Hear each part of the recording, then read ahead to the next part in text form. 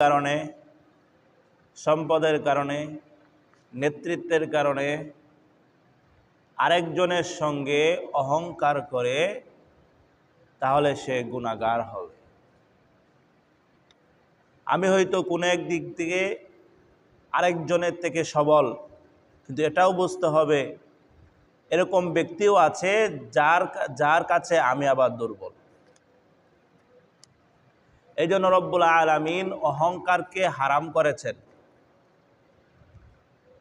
প্রত্যেকেই প্রত্যেকের জায়গায় সম্মানিত, ভালো এবং গুণের অধিকারী। এই কারণে কাউকে ছোট করে দেখার কোনো সুযোগ নেই। মানুষ যখন একজন আরেকজনকে দেখে ছোট মনে করে, তার কর্মদক্ষতা, তার ইজ্জত, তার বয়স দিয়ে যখন মাপা শুরু করে, তখন ওই ব্যক্তির মধ্যে অহংকার কাজ করে। এটাকেই অহংকার বলে। আরেকজনকে ছোট করে দেখা, নিজেকে বড় করে দেখে একটা ভাবের মধ্যে থাকাকে অহংকার বলে। এই বড়ত্ব, অহংকার এটা মানুষের গুণ নয়। কারণ আমি আপনি কি নিয়ে অহংকার করব? অহংকার করার মতো কিছু তো থাকতে হবে। যে গোলাম, তার তো নিজের বলতে কিচ্ছু নাই, তার আবার অহংকার কিসের? আমি কেন অহংকার করি আমার টাকা নাই? আরে আমি তো আমার না। আমার অহংকার করি আমি সমাজের নেতৃস্থানীয় লোক। আরে নেতা কি? আমি তো আমার না, আমার এতে অস্তিত্ব নাই। তোমার যদি অস্তিত্ব খুঁজতে যাও, সর্বশেষ পরিচয় এক ফুটা নাপাক পানি।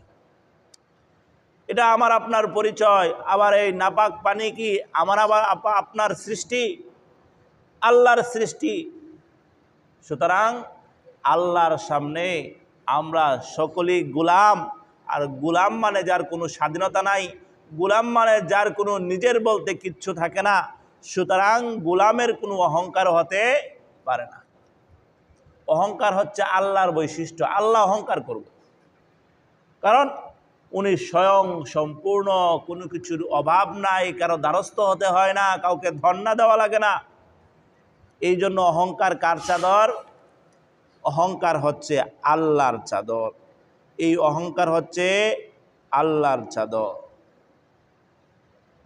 অহংকার আল্লাহ করবে, বরত্ব আল্লাহ করবে, ক্ষমতা আল্লাহ দেখাবে, সব কিছু তার জন্য, আল্লাহর জন্য। সুতরাং মানুষের জন্য অহংকার নয়।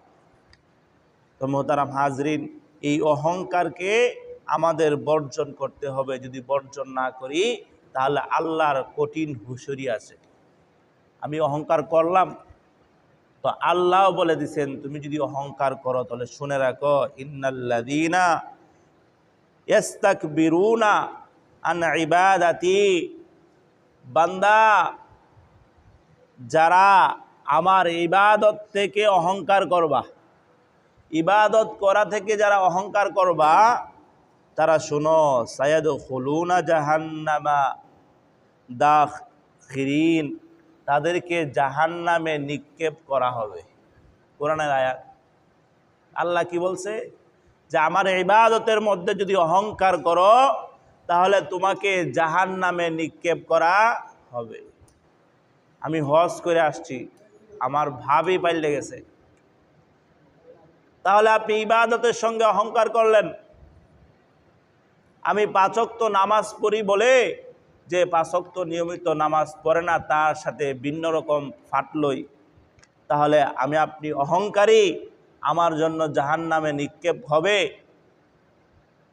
আমি জাকাত দেই বিদায় ভাব খাপ এমন লই, যাকে জাকাত দিছি তাকে কিনা লাইছি। সে ছোট নিচু জাতের মানুষ, আমি উপরের জাতের মানুষ।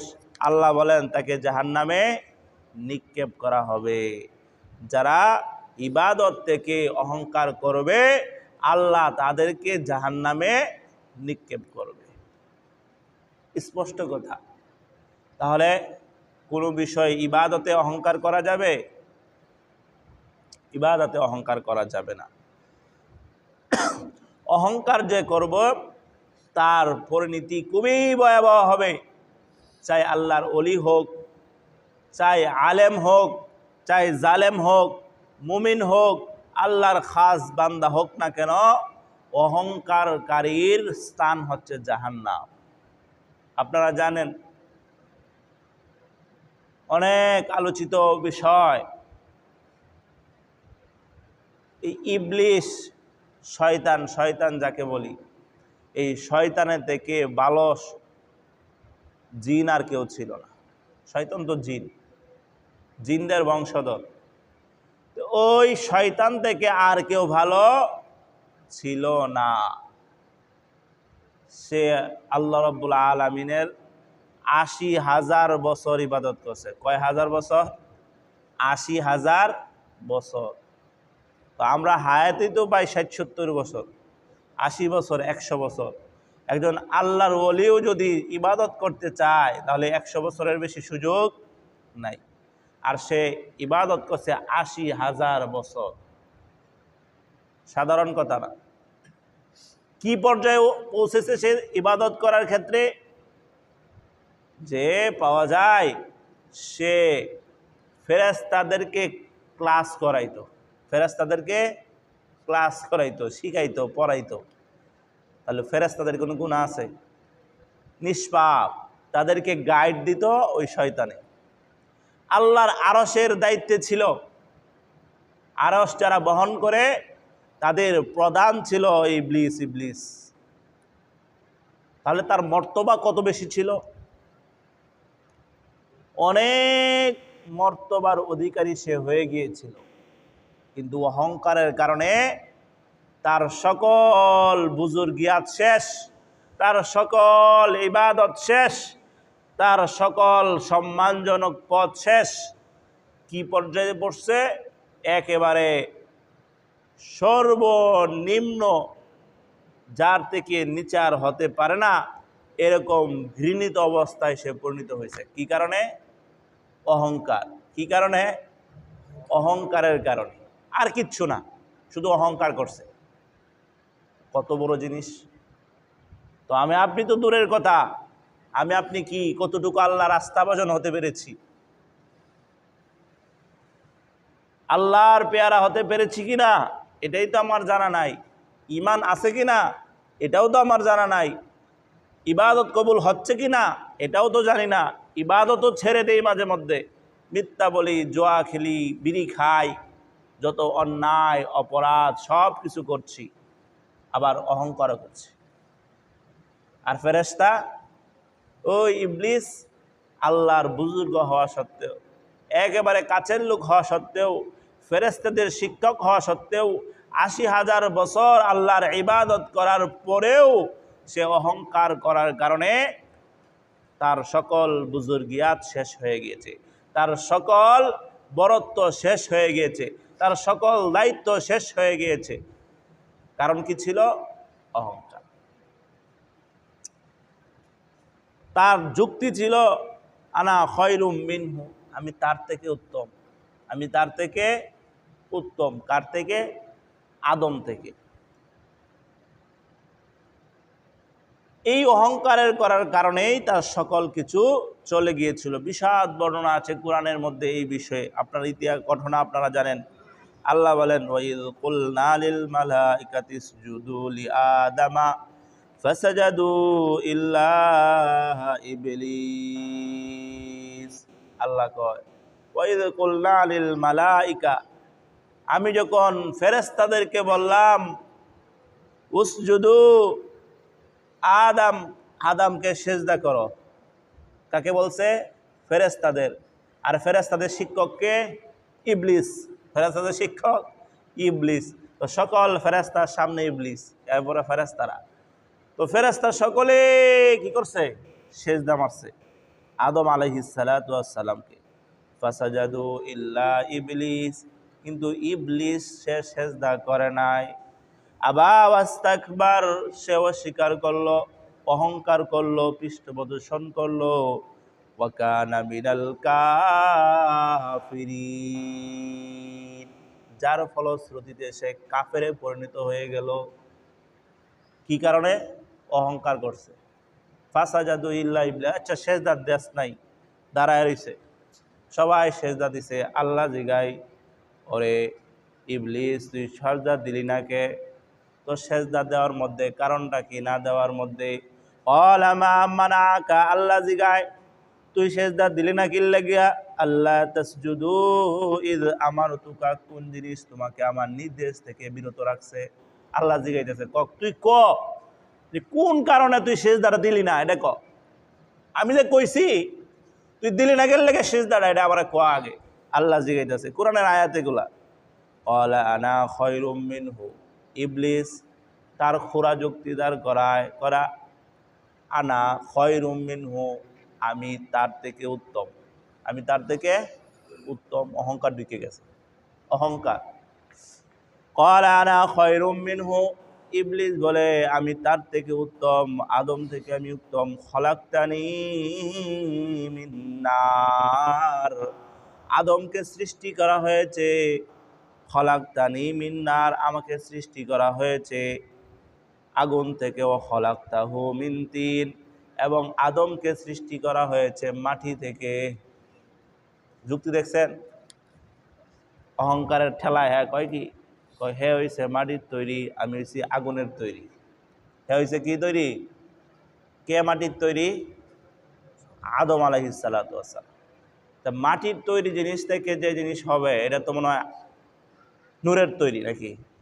হ্যাঁ, মাটির জিনিস তৈরি থেকে যেটা হবে, এটা কি নূরের তৈরি না মাটির তৈরি? এই যে কোরআনের আয়াত, খলাকতাহু মিন তিন, তাকে সৃষ্টি করা হয়েছে মাটি থেকে। তিন মানে মাটি। তো যাক, ভিন্ন আলোচনা, সব দরকার নাই। তো বলতেছে এ হলো মাটি দিয়ে বানাইছে, আমার আগুন দিয়ে বানাইছে। এই আগুনের বৈশিষ্ট্য হচ্ছে উপরের দিকে যাওয়া, মাটির বৈশিষ্ট্য নিচের দিকে যাওয়া। সুতরাং যে উপরে থাকে সে সম্মানী, আর যে নিচে থাকে তার সম্মান কম।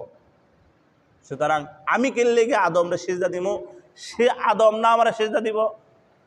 দেখছেন অহংকার কারে কয়। এখন আসি যুক্তির মধ্যে। হ্যাঁ, তো যুক্তি দাঁড় করাইছে না, এটা যুক্তির বিশ্লেষণেও সে আগে থাকতে পারবে না। কিভাবে? মাটির বৈশিষ্ট্য হচ্ছে উৎপাদন করা, মানুষকে সাহায্য করা, কিছু দেওয়া। আগুনের বৈশিষ্ট্য হচ্ছে ধ্বংস করে দেওয়া। তো বলেন মাটি ভালো না আগুন ভালো? হ্যাঁ, মাটির মধ্যে যদি কোনো বীজ দেন, ওই বীজ থেকে অনেক চারা হবে। কোরআনের ভাষায় 1 থেকে 7, 7 থেকে 700। আগুনের মধ্যে কোনো বীজ দিলে ওই বীজ শেষ করে দিবে। এই মাটি সকল প্রাণীর জন্য উপকারী। সকল প্রাণী, পৃথিবীতে এমন কোনো প্রাণী নাই যে মাটি ছাড়া বাঁচতে পারবো। সবার জন্য মাটি প্রয়োজন, কিন্তু সকল প্রাণীর জন্য আগুন প্রয়োজন নয়। সকল নবী রাসূল দামি মানুষকে কি দিয়ে বানাইছে? মাটি দিয়া। শয়তান, শুধু শয়তান রই বানাইছে আগুন দিয়া। এটার দাম আসলো কোত্থেকে? তো তাফসির বিন মুফাসসিরিনে কেরাম সকল যুক্তি দাঁড় করায় বলে এই শয়তানের এই খুরা যুক্তিটাও খুরা যুক্তি। মানে সে যে যুক্তিটা দাঁড় করাইছে ওই যুক্তিটাও আসলে টিকে নাই। মূলত তার মধ্যে অহংকার ঢুকছে, এটাই হচ্ছে বড় কথা। সে নষ্ট হয়ে গেছে অহংকারের কারণে। যখন শয়তান বলল আমি তাকে সেজদা করব না, আমি আগুনের তৈরি, সে মাটির তৈরি, আল্লাহ বলে তাড়াতাড়ি বাইর, এরা থাকার তোর জায়গা না। অহংকার নিয়ে জান্নাতে থাকতে পারবি না, জান্নাত থেকে বের করে দিছে। তাহলে জান্নাতে যে ছিল তাকে বের করে দিছে কি কারণে? কথাগুলো বুঝবেন, কম কথা। জান্নাতে যে ছিল তাকে বের করে দিয়ে দেওয়া হয়েছে কি কারণে? অহংকারের কারণে। কি কারণে? অহংকারের কারণে। তো আমি আপনি তো জান্নাতে ঢুকতে পারবো কি না এটাই তো কোনো গ্যারেন্টি নাই, আবার অহংকার নিয়ে ঢুকবেন কেমনে? বিষয়টা বুঝাতে পারছি? আমি আপনি যে জান্নাতে প্রবেশ করব, ঢুকবো, এর কোনো গ্যারেন্টি আছে? আমাদের আমলের কোনো সার্টিফিকেট আছে? ইবাদত কবুল হচ্ছে কিনা এর কোনো গ্যারেন্টি তো নাই, টেরও পাচ্ছি না। ওইরকম চেষ্টাও করছি না।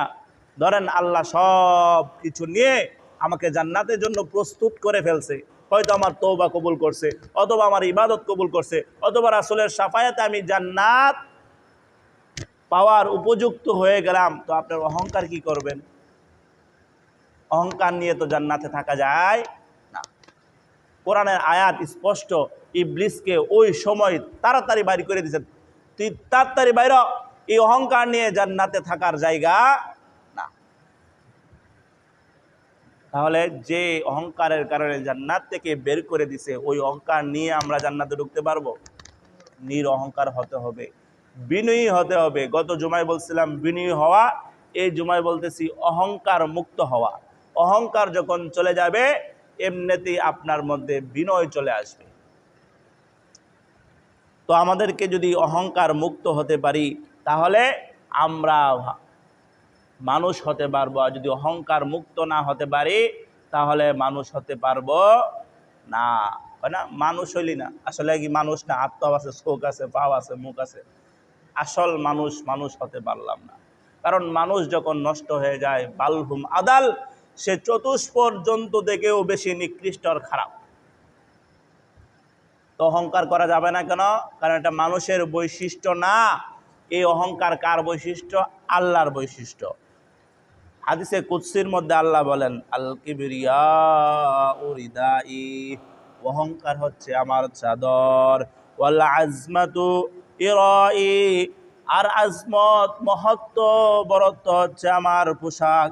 ফামান নাযানি ওয়াহিদান মিনহুমা, তোমাদের মধ্যে কেউ যখন তার একটি নিয়ে নিবে, অর্থাৎ অহংকারী হয়ে উঠবে অথবা নিজেকে মহৎ মনে করবে, বরত্ব জাহির করবে, আদখালাহু ফিন্নার, আমি তাকে জাহান্নামে প্রবেশ করাবো। আল্লাহ কি কয়? যে অহংকার হচ্ছে আমার চাদর, এই আমার চাদর লয়ে তোমরা টানাটানি করো না। অহংকার করা কার সাজে? আল্লাহর সাজে। অহংকার করা কার সাজে? আল্লাহর সাজে। বরত্ব করা কার সাজে? আল্লাহর সাজে। কারণ যার উপরে কোনো বড় নাই সেই সবচেয়ে বড়। আর আমি আপনি কি বড়? আমার আপনার উপর বড় বড় আছে না? দুনিয়ার মধ্যেই আছে, হে আমার থেকে বড়, হে আমার থেকে বড়, হে আবার হের থেকে বড়। তাহলে আমি কি বড়ত্ব? তাহলে আমার আপনার অহংকারটা থাকলো কই? সুতরাং আল্লাহর চাদর নিয়ে যখন টানাটানি করবেন মহত্ব আর অহংকার নিয়ে, আল্লাহ কয় এর আমি জান্নাতে ঢুকব, জাহান্নামে ঢুকব। এর জায়গা কোন জায়গায় হইব? জাহান্নামে। অহংকার যদি কেউ করে তার জায়গা হবে জাহান্নামে। অহংকারকারী পিঁপড়ার মতো হয়ে হাসরের ময়দানে উত্থিত হবে। হাদিসের মধ্যে আসছে যে কিয়ামতের ময়দানে অহংকারকারীকে পিঁপড়ার সাইজে মানুষের আকৃতিতে জাহান্নামের দিকে টেনে হিসড়ে নেওয়া হবে, এবং জাহান্নামে তাকে আগুনে পোড়ানোর পর যে পুজ হবে ওই পুজটা আবার তাকে খেতে দিবে। এটা হাদিসের তর্জমা। পিঁপড়ার সাইজে করে ওঠানো হবে। অহংকার করছো, বড় মানুষ, লম্বা মানুষ, ফর্সা মানুষ, যে কোনো কারণে হোক, তুমি দেখতে সুন্দর, তুমি কালা মানুষের বেশি দাম দাও না। তুমি লম্বা মানুষ, বেটে মানুষকে তুমি তিরস্কার করো। তুমি সচ্ছল মানুষ, দরিদ্র মানুষকে নিয়ে তামাশা করো। এই সব কিছু অহংকারের পর্যায়ে পড়বে। তাকে কিয়ামতের ময়দানে কি সাইজ করা তোলা হবে? পিঁপড়ার সাইজ। পিঁপড়া তো অনেক বড়, তাই না? এই পিঁপড়ার সাইজ করে তোলা হবে, এবং আকৃতি থেকে মানুষের থাকবে। আল্লাহ চাইলে পারবেন না? সম্ভব না? অসম্ভব? পিঁপড়ার থেকে ছোট প্রাণী নাই? আরো অনেক ছোট প্রাণী আছে যেগুলো আমরা দেখই না, বুঝেই না। ওই চুলকানি হয় না, চুলকানি, ওই চুলকানির মধ্যেও পোকা থাকে, একটা পোকা সাদা কইরা, ওই পোকাটা আমি চিনি। কারো হাতে চুলকানি হইলে তারপরে এটা আমি বের করতে পারি। আমি দেখা, আমার হাতে এক সময় আমার অনেক ছিল, এই অভিজ্ঞতা আমার হয়েছে। কারো হাতে যখন দেখবেন পানি, শুধু পানি বের হয়, ওই পাশে একটা পোকা থাকবে, সাদা পোকা, লড়ে না, চড়ে না, হাত পাও নাই, ডিমের মতো ছোট্ট, অনেক ছোট্ট, চামড়ার উপর দিয়ে দেখে চেনা যায়। এই অভিজ্ঞতা আমার হয়েছে, আলহামদুলিল্লাহ। আপনারা হয়তো অনেকে জানেন এটা। তো রব্বুল আলামিন কত প্রাণী যে বানাইছেন কোনো হিসাব নাই। যে অহংকার করবে তাকে মানুষের আকৃতিতে পিঁপড়ার সাইজে উঠানো হবে হাসরের ময়দানে, এবং তাকে টেনে হিসড়ে জাহান্নামে ফেলানোর পর তার শরীর থেকে যে গলিত পচা দুর্গন্ধ নিষ্কৃত হবে, যে মলমূত্র পুইজ বের হবে ওটা আবার তাকে খেতে দেওয়া হবে। তাকে যে অহংকারী। অহংকার মুক্ত জীবন অনেক সহজ, অহংকার মুক্ত জীবনে অনেক শান্তি। অহংকারকারী নিজের অহংকার করার কারণে নিজেই জলে পড়ে শেষ হয়ে যায়।